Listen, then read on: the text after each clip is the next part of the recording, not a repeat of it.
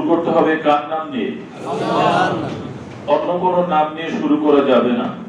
অনেক সময় আমরা কোনো ভারী কিছু জাগানোর জন্য, হাতে নেওয়ার জন্য অনেকের মুখে শুনবেন ইয়া আলী।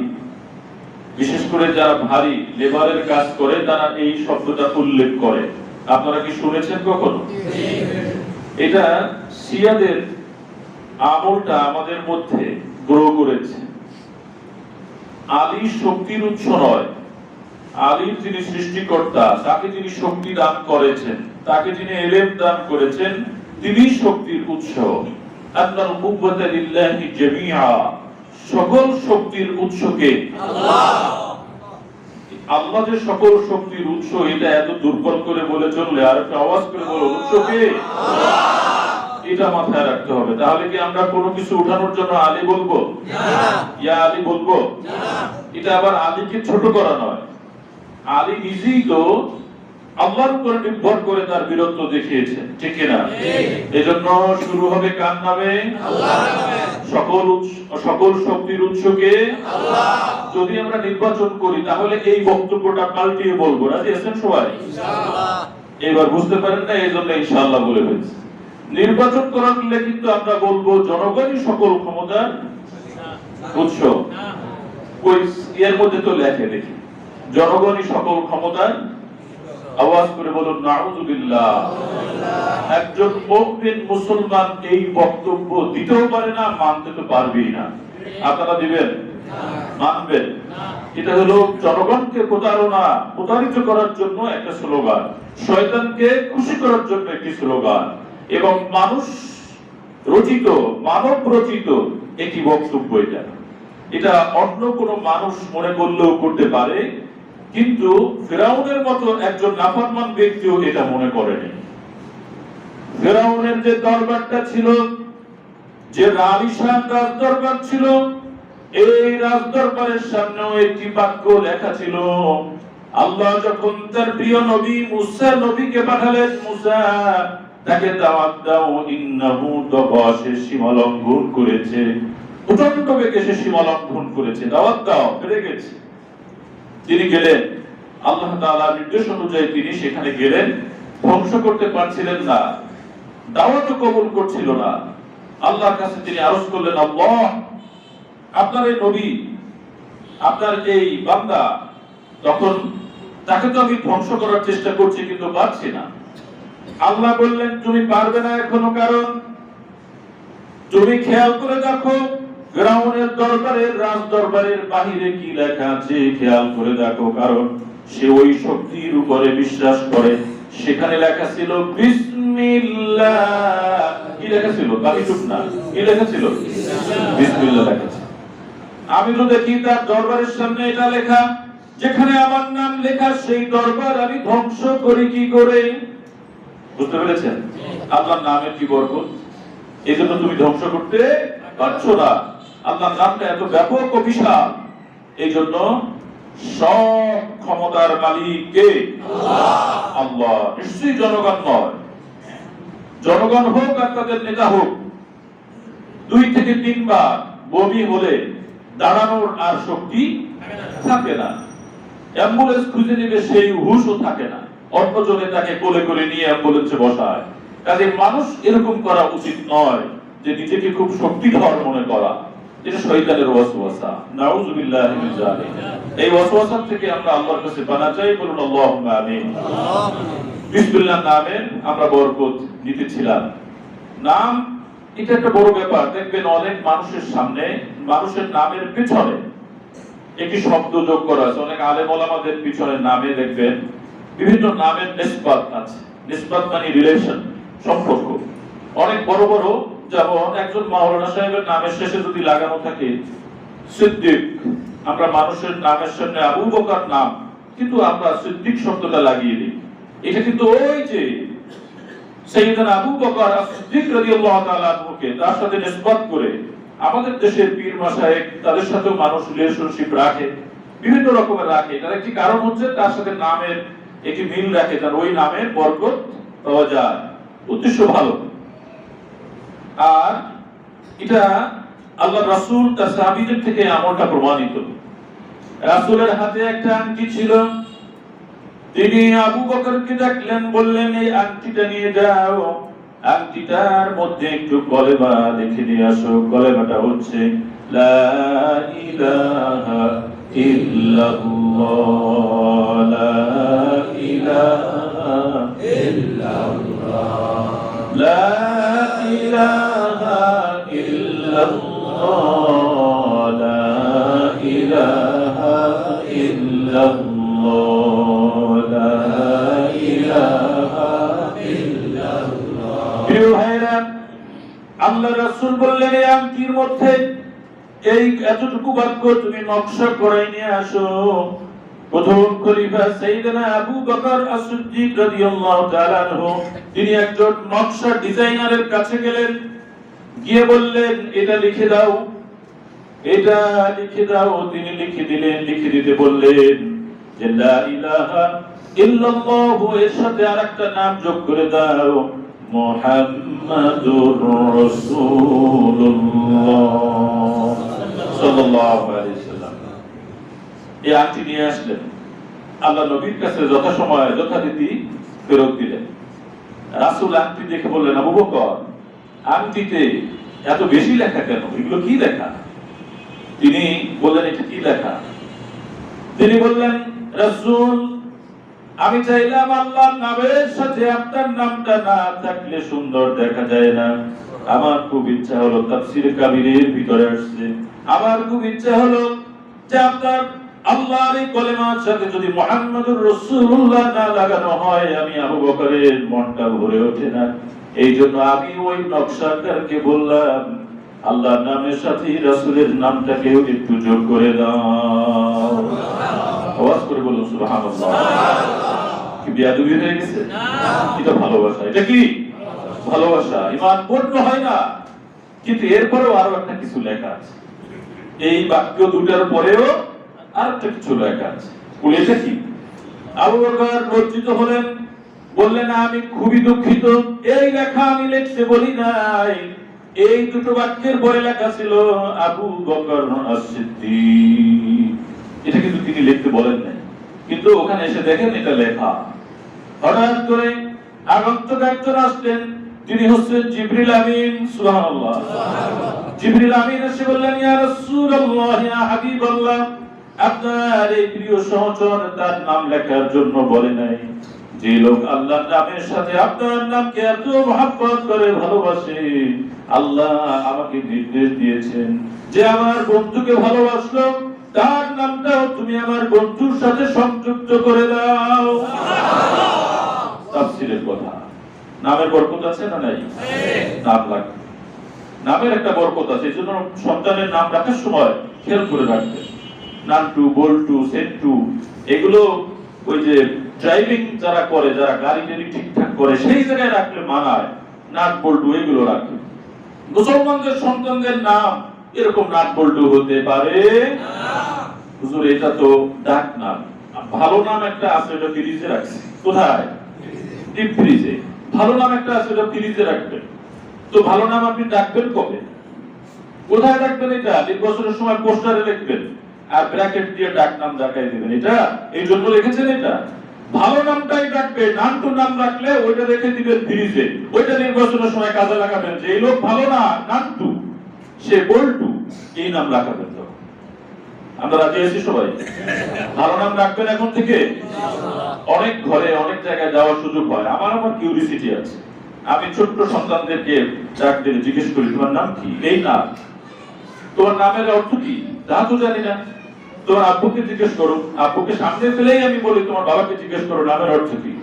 উনিও বলেন না, আমি তো চিনিও না, জানিও না। তো রাখলেন কেন? ওনারা রাখছেন। কারা রাখছেন? আপনার সন্তানের নাম আপনি রাখেন না, কে রেখেছে এটা? এতটুকু জিনিসকে হালকা করে দেখবেন কেন? নাম খুব ছোট কাজ নয়। কোন মানুষ যখন ঈমান আনে, আল্লাহ রাসূল প্রথম যে কাজটি করতেন সেটি হচ্ছে তার নামটাকে পরিবর্তন করে দিতেন। সুবহানাল্লাহ। নাম দিয়ে কাজ চেনা যায়, নাম দিয়ে চেনা যায় যে সেই লোকটা কি। আমরা যদি একজন বলি নারায়ণ বাবু, সে কি ইমানদার? ইমানদার। এক চান্সই আমরা বুঝতে পারবো সে একজন অন্য ধর্মের লোক। আর যখন কোন ব্যক্তির নাম এই হয় আহমদ, আমরা কি বুঝবো তাকে? মুসলমান। কি বুঝবো তাকে? এই জন্য এই দেশের অনেক নাস্তিকদের দেখে আমরা পাই। যেমন একজন নাস্তিক, এই নাস্তিকের নামের আগে আমরা কি বলবো? মরহুম না স্বর্গীয় না কি বলবো? আর একটা শব্দ নাজিল হয়েছে আমাদের দেশে, খেয়াল করে শুনেন। সেই শব্দগুলো মেড ইন কলকাতা, কলকাতা থেকে আমাদের দেশে চলে আসে। সেটা হলো মানুষ যখন মরে যায় তখন দেখবেন টিভি মিডিয়াগুলোতে কিছু কিছু শব্দ এখন যোগ করছে। শেষকৃত্য শব্দটা কি? কথা বলে না, শেষ। আমরা কি এত গরিব হয়ে গেলাম যে শেষকৃত্য বা ধার কর্য করে আনা লাগবে? মুসলমানদের শেষকৃত্য নয়, মুসলমানদের তাহজিব তামাত্তুন সংস্কৃতি আলাদা আছে। আমাদের আছে জানাজা, আমাদের আছে দাফন, আমাদের আছে কাফন, আছে না? শেষকৃত্য কিসের? আমরা গোসল করাই, আমরা মরে গেলে পরে মানুষকে শ্রদ্ধার সাথে সম্মানের সাথে সাবান দিয়ে আলতো গরম পানি দিয়ে আমরা গোসল করাই দেই, ঠিক কিনা? নতুন কাপড় দিয়ে কাফন পরাই। আপনার আমার কাফন রেডি আছে? রেডি হয়েছে? কেউ বলতে পারবেন কারো কাফন রেডি আছে কিনা? সুতা তৈরি হয়েছে? দোকানে আছে কাফনের কাপড়? খেয়াল করে দেখবেন কোন দোকানে যেন চলে আসছে এখন। আল্লাহ আল্লাহ মনে করাই দিই, কাপড়ের কাপড়ের কথা মনে করবেন মাঝে মধ্যে। তো আমরা একটা মানুষ মরে গেলে পরে কত যত্নে তাকে গোসল করাই, তারপরে সোহাই, তারপরে নতুন কাপড় সুগন্ধি লাগাই। আল্লাহু আকবার। কাজে আমরা ওরকম না, ওরকম না। আমরা আমাদের চরিত্র ভিন্ন। আমরা শেষকৃত্য করি না। আমরা কি করি? এই সব আমলগুলো হাদিসে বর্ণিত আমল, সেইগুলো করি। আমরা একটি শব্দ কেউ মারা গেলে মরহুম বলি। কি বলি বলুন? মরহুম। মারহুম নাবিত এটাকে বলা হয়। এই মারহুম মানে মরা মানুষের জন্যই নয়, মারহুম মানে হচ্ছে রহমত প্রাপ্ত। জীবিত মানুষও রহমত প্রাপ্ত আছে না নাই? আমরা রহমত প্রাপ্ত কিনা? রহমত প্রাপ্ত। সুতরাং মানুষ মারা গেলে পরে আমরা মরহুম মাগফুর বলি এই কারণে যে তিনি নিশ্চয়ই রহমত প্রাপ্ত হয়েছেন, ক্ষমা প্রাপ্ত হয়েছেন আমার আল্লাহর কাছ থেকে। এই জন্য তাকে আমরা কি বলি? মারহুম। হিন্দুদের নামের পিছনে লেখা থাকলে দেখবেন স্বর্গীয় লেখা আছে না? লেখা আছে না? স্বর্গীয়। এই ধরনের অনেক শব্দ তারা ব্যবহার করে।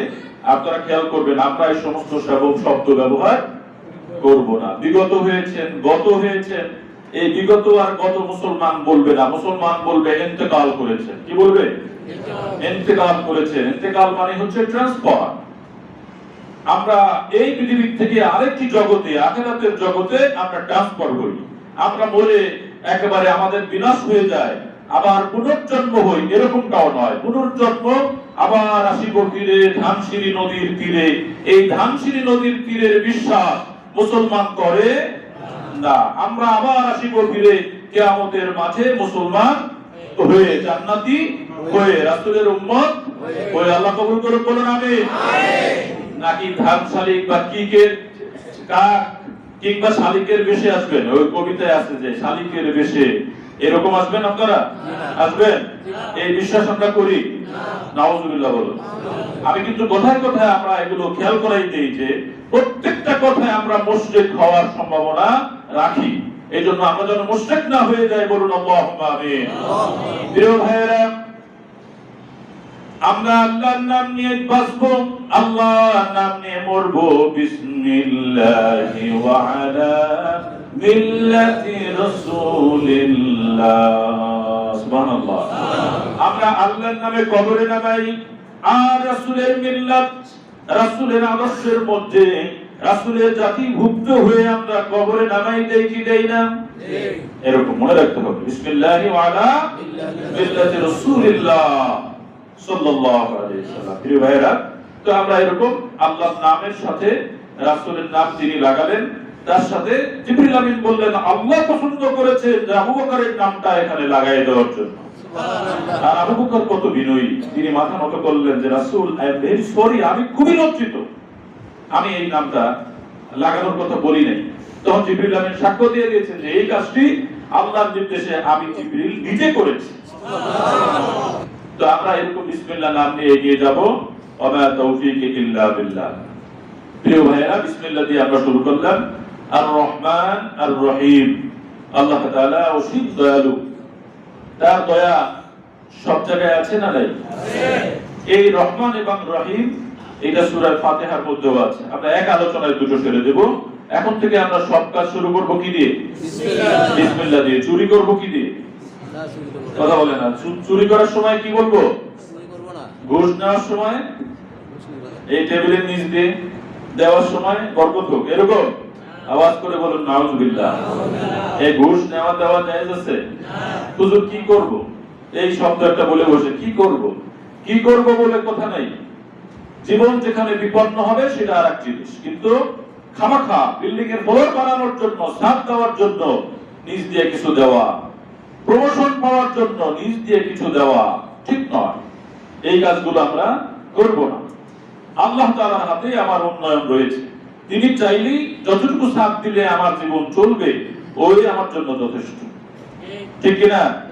নাকি এইসব করে করে আমরা বেশি করে সাথ বাড়াতে থাকবো, জমি বেশি করে কিনতে থাকবো, কিন্তু বরাদ্দ তো অল্প একটু জমি, ওইটা আপনি না কিনলেও পাওয়া যাবে। পৃথিবীর মানুষ সম্মান করে আপনাকে পৌঁছে দেবে।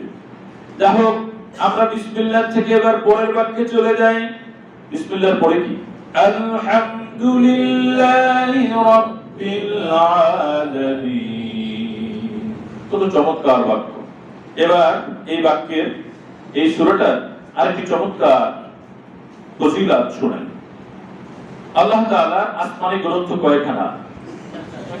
104 খানা। কয়খানা? জবাব দিতে হবে, কয়খানা?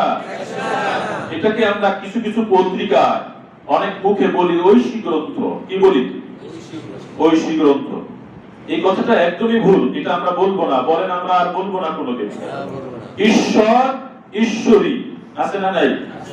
অনেক মেয়েদের নাম রাখা হয় ঐশী, এটাও রাখবেন না, এটাও চলবে না। কারণ বুঝাই দেই, ঈশ্বর এবং ঈশ্বরী আমরা যদি বলি যে এ ব্যাপারে ঈশ্বরই ভালো জানেন, অনেকে খুব ডিপ্লোম্যাটিক হয়ে যায়। যখনই সরকারি কর্মকর্তা হয় আমাদের সামনে তো অনেক সময় যেতে হয়। কালকেও খুব বড় মাপের এক কর্মকর্তার সাথে রাতে মিটিং করে এসেছে। এরা যখন বসে তখন সামনে দু একজন হিন্দু থাকে, দু একজন খ্রিস্টান থাকে, দু একজন পলিটিক্যাল লিডার থাকে। তারা ওই ডিপ্লোম্যাটিক হয়ে নিজেকে খুব এরকম সোজা ভাবে রাখে যেন বুঝতে না পারে, নিজের যেন অবস্থানটা কোনোভাবেই সবার কাছে বিরক্তিকর না হয়, সবার কাছে গ্রহণযোগ্য করার জন্য ইসলামকেই, মুসলমানকেই ক্ষতি করে বসে। যেমনটা বলেছিলাম যে ওই যে মরহুম বলতে চেয়েছিলাম যে আহমদ শরীফ অনেক আগের একজন নাস্তিক ছিল। আহমদ হলেন আল্লাহর নবীর একটা নাম, ঠিক না? তুমি যদি নাস্তিক হও, সে মরার ডরে, কবরের আযাবের ভয়ে বলছে আমার লাশ মাটি দিবা না, কি করবা? একে মেডিকেল দিয়ে দেবা। তো মরার পরে এই লাশ আর মেডিকেলের ছাত্ররাও নেয় না, তারা ভয়ে অস্থির। এটা একটা নাস্তিক, স্বঘোষিত নাস্তিক। এই লাশ আমরা নিয়ে গেলে না কোন বিপদে পড়ে যায়, এই জন্য লাশ ওখানে পড়ে রয়েছে, কেউ নেয় না। কিন্তু নামটা ছিল কি? আহমদ শরীফ। কি নাম? তো তুমি যদি নাস্তিকই হও, এই নামটা চেঞ্জ করো না কেন? এটার মধ্যে তো সাম্প্রদায়িকতার গন্ধ আছে, আছে না? আহমদ মানেই তো রাসূলের নাম, নবীর নাম।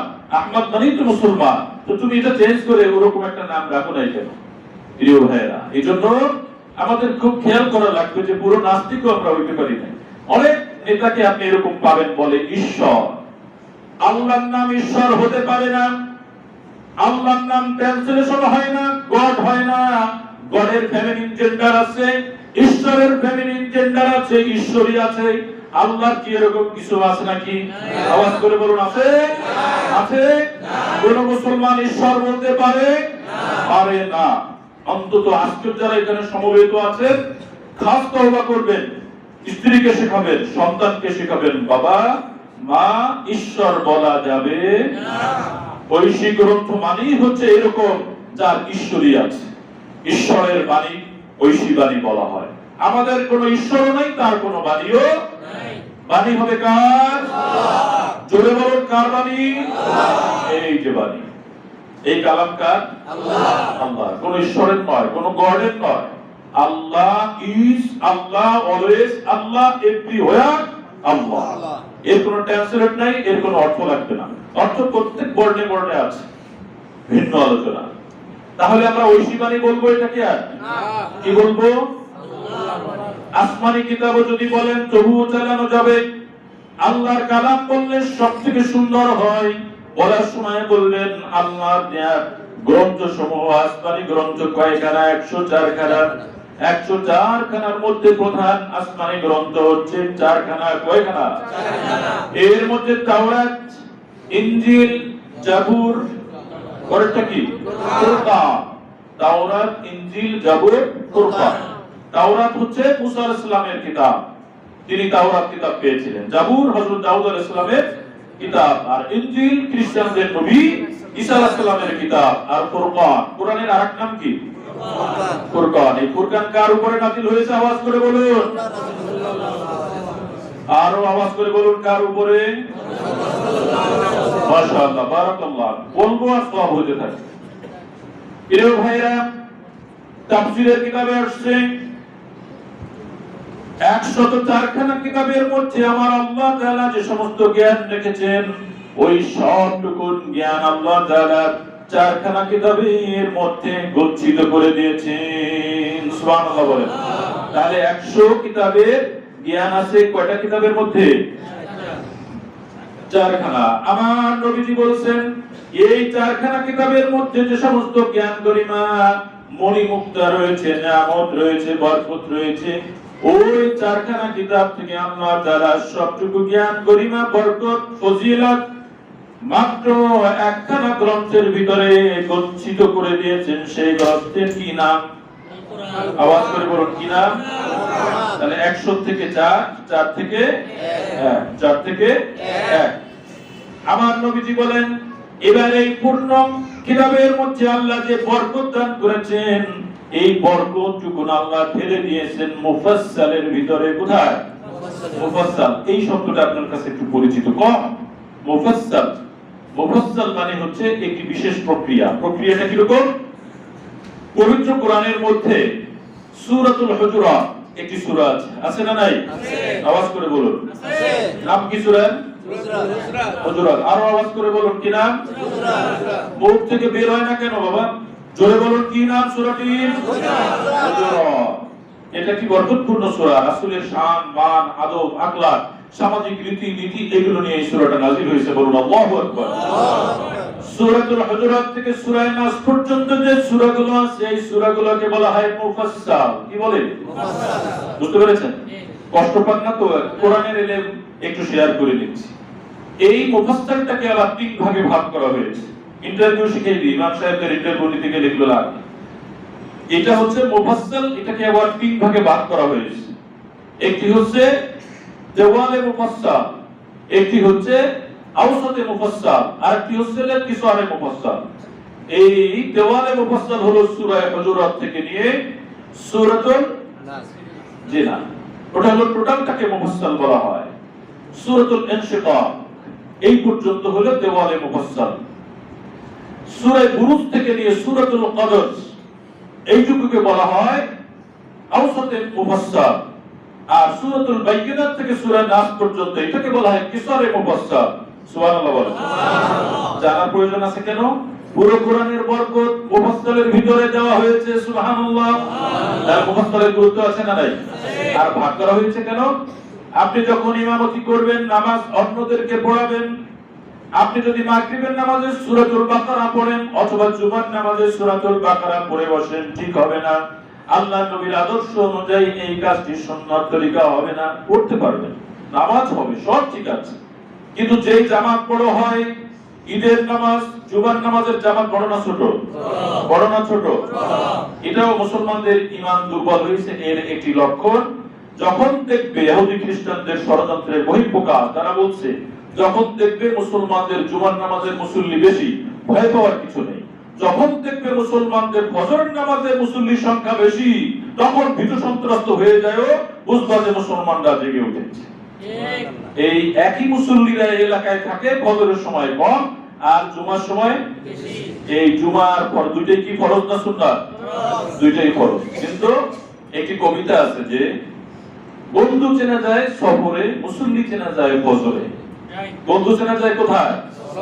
আর মুসল্লি চেনা যায় ফজরে। যারা ফজরে আসেন না তারা আবার মন খারাপ করেন না, তাদের জন্য দোয়া, সহানুভূতি। ইনশাআল্লাহ আমরা সবাই ফজরের নামাজেও হাজির হব। আল্লাহ তৌফিক দিক, বলুন আমিন। আরো আওয়াজ করে বলুন আমিন। প্রিয় ভাইরা, তাহলে আমরা মুসল্লি চিনব কোন ওয়াক্তে? ফজরে। যারা আসে না এগো গালি দেবো, ছোট মনে করবো, তাদেরকে 2 নম্বর বলবো, মুনাফিক বলবো, ভিতরে ভিতরে নিজেকে বড় মনে করবো, এই কারণে যে আমি তো ফজরে আসি, উনি তো আসে না, কাজে ওনার থেকে আনা খায়রুম মিন, আমি তার থেকে ভালো, এরকম আল্লাহ মাফ করুন আমিন। যিনি আসে না তার জন্য সহানুভূতি, দোয়া, দাওয়াত সব থাকবে, কিন্তু নিজেকে বড় মনে করার কোনো সুযোগ থাকবে না ইনশাআল্লাহ। ফজিলতের কথা মুফাসসাল বলতে গিয়ে আমরা এই কথা বলে রেখেছিলাম। তো এই নামাজের সময় হযরতে মুআয ইবনে জাবাল, একজন বিখ্যাত সাহাবী, কি নাম? মুআয। নাম রাখবেন, এটা নাতির নাম রাখবেন মুআয ইবনে জাবাল, খুব বড় ফকিহ, বড় একজন মুস্তাহিদ। তিনি একবার মাগরিবের সময় সূরাতুল বাকারা তেলাওয়াত করলেন। সূরা বাকারায় 286 টি আয়াত আছে, প্রায় আড়াই পারা কোরআন। তিনি শুরু করে দিলেন। সেটা ছিল একটি গ্রাম্য এলাকা, মানুষ কৃষি কাজ করে, মানুষ রাখাল আছে, সারাদিন পরিশ্রম করে নামাজ আদায় করতেছে। এত বড় সূরা শুরু করে দিয়েছেন তিনি। ওরা নামাজ ছেড়ে দিয়ে চলে গেল।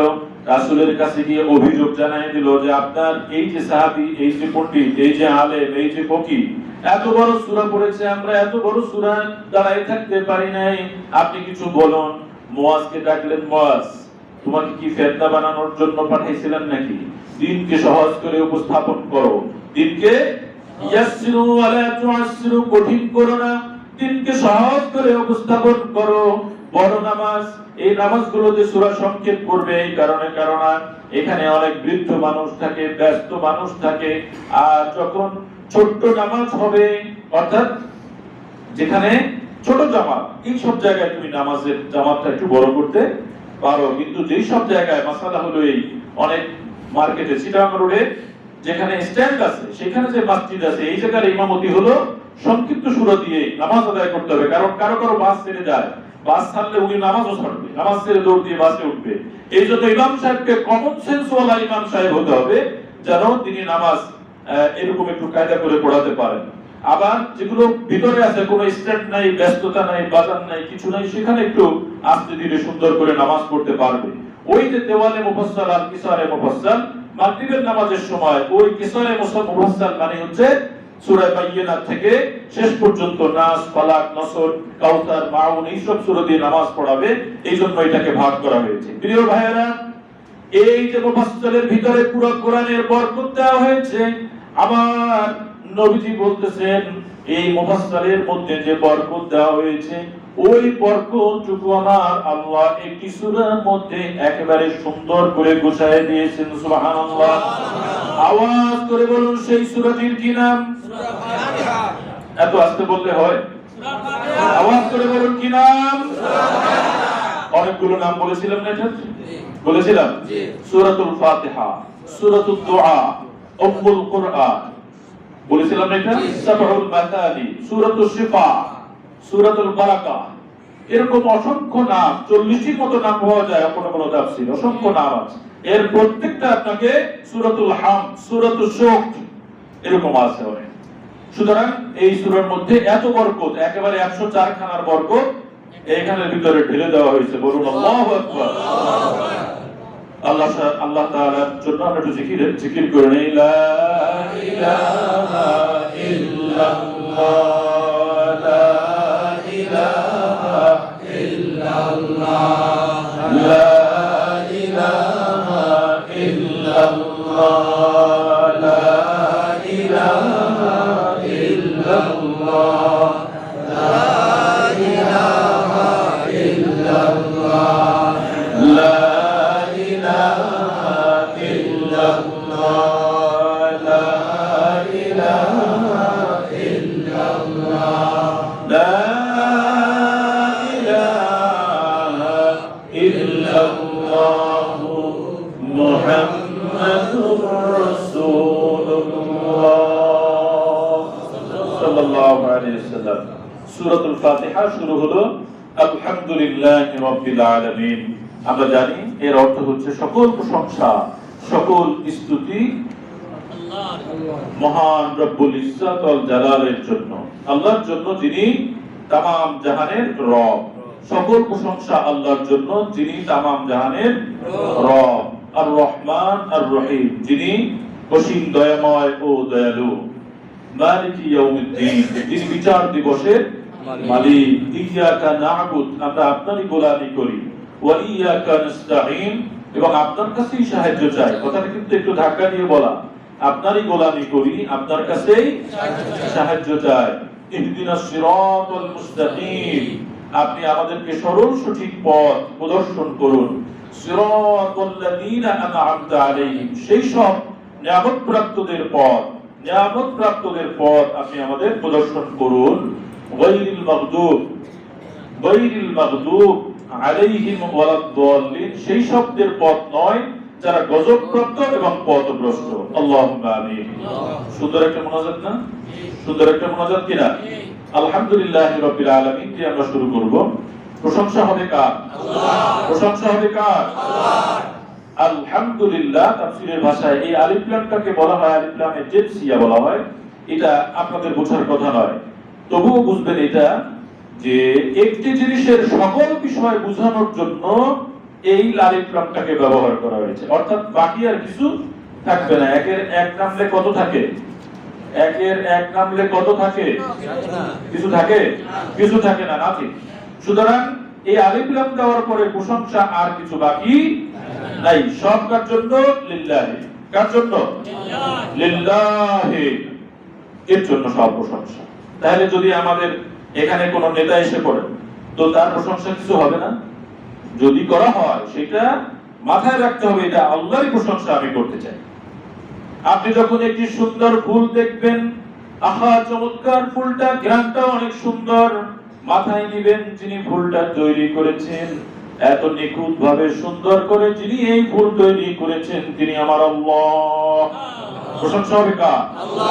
ফুল যিনি লাগিয়েছেন তার নয়, লাগিয়েছেন তাকে আমরা কৃতজ্ঞতা আদায় করব, কিন্তু মূল প্রশংসার ইন্টেনশন থাকবে কোথায়? আল্লাহ। এইভাবে করতে পারে না। কিন্তু দুনিয়ায় আল্লাহ প্রশংসা বাদ দিয়ে যখন আমরা অন্যের প্রশংসা করি, সংক্ষিপ্ত আকারে বলবো এই কথাগুলো, তা আল্লাহ নবী নিষেধ করেছেন। তিনি বলছেন ইদা মুদিহাল ফাসিক, যখন কোন পাপিষ্ঠ, কোন খারাপ মানুষের প্রশংসা করা হয়, ইহতাজ্জাতিল আরশ, তখন আল্লাহর আরশ গোসা এরকম কাঁপতে থাকে। আওয়াজ করে বলুন নাউযুবিল্লাহ। আমরা আশেপাশে যেমন একজন মন্ত্রী যদি আসে, সে যদি চোরও হয়, তবু আমরা বলি আপনার আগমনে এই এলাকা ধন্য হয়েছে, আপনার পায়ের ধুলিতে আমাদের এই অঞ্চলটা ধন্য হয়ে গেছে, আপনি না এলে আমাদের জীবন অনেকটাই অসম্পূর্ণ থেকে যেত। আমরা এরকম অভিবাদনের মধ্যে বলি না এটা? বলি না এটা? যা প্রশংসা নাই তাও বলি। এরকম বলা উচিত নয়, কিন্তু ভদ্রতা দেখাতে হবে। আর মাথায় থাকবে কি? আল্লাহর প্রশংসা। বাড়িয়ে বাড়িয়ে মানুষকে খামাখা বড় করাটা, এমনি তো সামনাসামনি প্রশংসা করা নিষেধ, এটা করাই যাবে না। কিন্তু দুনিয়ার মানুষ তো ওটা মানুষকে, তাই আমরা বোঝানোর চেষ্টা করি, আল্লাহকে বাদ দিয়ে অন্যের প্রশংসা আমরা করি। এই মোনাজাতের ভিতরে যখন কারো কাছে কিছু চাইতে হয়, হঠাৎ করে গিয়ে যদি যে আমাকে কিছু টাকা দেন তো, সুন্দর হয়? এটা দিবে কেউ? দিবে না। এমনকি দোকানদারদের কাছেও গিয়ে যদি বলেন আমাকে 2 কেজি চাল দেন, সুন্দর হয় না চাওয়াটা। সালাম দিবেন, ভাই কেমন আছে, এটা বলার পরে চাল চাইলে চালটা খুব সুন্দর করে দিবে, একটি ব্যাগে সুন্দর করে ধরাই দিবে।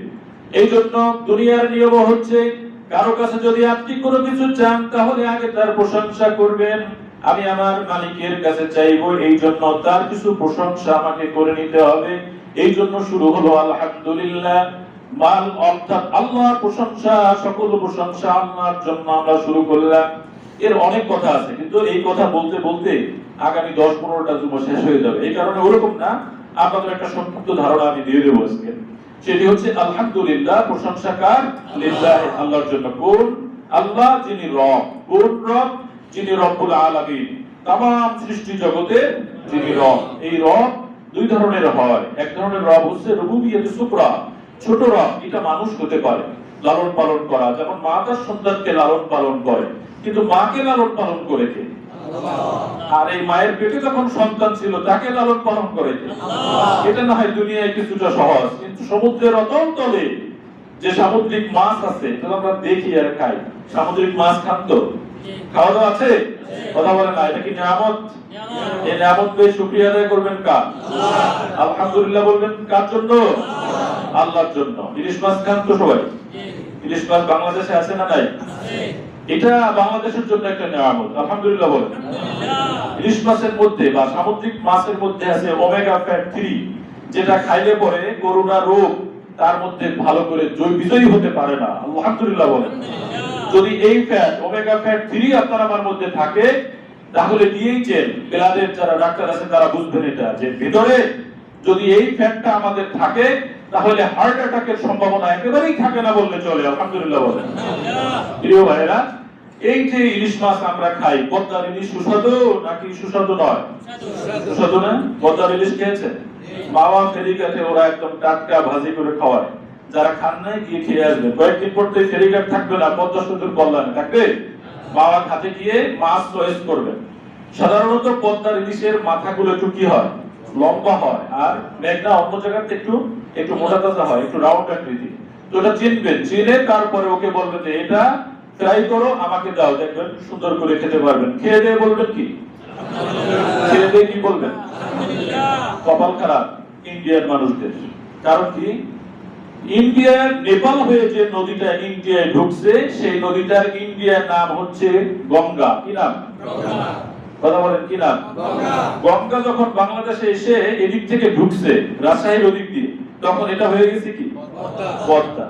এই পদ্মা ইলিশ পাওয়া যায় একই নদীতে, গঙ্গায় পাওয়া যায় না। এই জন্য তো আমাদের প্রধানমন্ত্রী ওই দেশে ইলিশ মাছ পাঠিয়ে দিয়েছিল না, হাদিয়া স্বরূপ, যে বাংলাদেশে আছে সুস্বাদু জিনিস, খেয়ে দেখো কেমন লাগে, যাতে পেজ নিয়ে আর ঝামেলা না করে। প্রিয় ভাইরা, আল্লাহর দেয়া নিয়ামত নিয়ে ঝামেলা করা উচিত না। এই সম্পদ কার? আল্লাহ। সম্পদ কার? পৃথিবীতে মানুষ যা আছে 700-800 কোটি যা আছে, এর সবাইকে সমানতালে খাওয়ার জন্য যে সম্পদ লাগবে, এই সম্পদ আল্লাহ তাআলা আমাদের জন্য দিয়ে দিয়েছেন, কেউ না খেয়ে থাকবে না, সুবহানাল্লাহ বলেন। কিন্তু পুঁজিবাদী ক্যাপিটালিজম যেটা, এটার কারণে মাত্র 3% লোকের কাছে এই সম্পদ কুক্ষিগত হয়ে গেছে, নাউযুবিল্লাহ বলেন। এরা এই 3% লোকের কাছে সকল টাকা বঞ্চিত হয়েছে, আর আমাদের কাছে ঝুট এগুলো আছে, মানে না খেয়ে থাকার মতো অবস্থা। এই অন্যায়ের কারণে, অর্থনৈতিক বৈষম্যের কারণে আমাদের দেশে না, সারা বিশ্বে কিছু গরিব মানুষ আছে। আর অর্থনৈতিক যদি অধিকার থাকতো, সুষম বন্টন থাকতো, তাহলে সকলের কাছে সম্পদ থাকতো। আল্লাহ এরকম ব্যবস্থাপনা দিয়ে দিক বলো না। আমি বলতেছিলাম গঙ্গার থেকে 850 কিলোমিটার দূর পার হয়ে ইলিশ মাছের স্পিড কিন্তু বেশি, পানির মধ্যে তারা খুব দৌড়াদৌড়ি করতে পারে, খুব স্পিডে তারা যায়। সেখান থেকে এক ধাক্কায় গঙ্গা পার হয়ে চলে আসে পদ্মা। এই যে চাঁদপুরের এই মোহনায়, বিভিন্ন মোহনায় ইলিশ মাছ থাকে। ছোট্ট একটা ইলিশ মাছের পেটে যখন ডিম হয়, ডিম, কয়েকদিনের জন্য আমাদের দেশে মাছ ধরা বন্ধ থাকে না, এটা সায়েন্টিফিক ব্যাখ্যা, সেটা মানতে হবে আমাদের। যখন মাছ ধরা বন্ধ থাকে, এই ছোট্ট ইলিশ মাছের পেটে, একটি ছোট্ট ইলিশ মাছের পেটে 1.5 লক্ষ ডিম্বাণু থাকে, 1.5 লক্ষ ইলিশ মাছ জন্ম নিতে পারে, সুবহানাল্লাহ। শুধু তাই নয় ভাই, বড় যে বড় আকৃতির বিরাট আকৃতির আল্লাহ তাআলা ইলিশ মাছ দান করেছেন। একটা ইলিশ মাছের পেটে 23 লক্ষ পর্যন্ত মাছ হতে পারে এমন ডিম আল্লাহ তাআলা দান করেছেন। তাহলে বিদেশে এত পাঠাতে পারতাম আমরা এখানে সেখানে পাঠাইতে পারতাম না, আমরা খেতেও পারতাম না। এই জন্য ওই যে ইলিশ মাছ আমরা চুপচুপ করে খাই, অন্য সব আছে, এগুলোর রবকে কথা বলেন, রবকে। প্রিয় ভাইয়েরা, আমাদের শরীরের ভিতরে যে অঙ্গ প্রত্যঙ্গ গুলো আছে, পানির মধ্যে, পানির 3টা রূপ আছে, বায়বীয়, কঠিন এবং তরল। আপনি দেখবেন এই যে পানিটা যখন বরফ হয়, 0 ডিগ্রি সেলসিয়াস যখন তাপমাত্রা হয়, তখন এটা বরফ হয়ে যায়। বরফ হলে পরে যদি পানিতে বরফ ফেলে দেয়, এটা ডুবে যায় না ভাসে? এগুলো কিন্তু গবেষণার বিষয়। বরফ ভাসে না ডুবে? ভেসে থাকে। চিন্তা করেন, এই বরফ যদি পানির থেকে ওজন বেশি হইতো, এটা ডুবতো। ডুবলে কি হতো? এই বরফের খন্ড নিচে যে সমুদ্রগুলো ভরে উঠতো।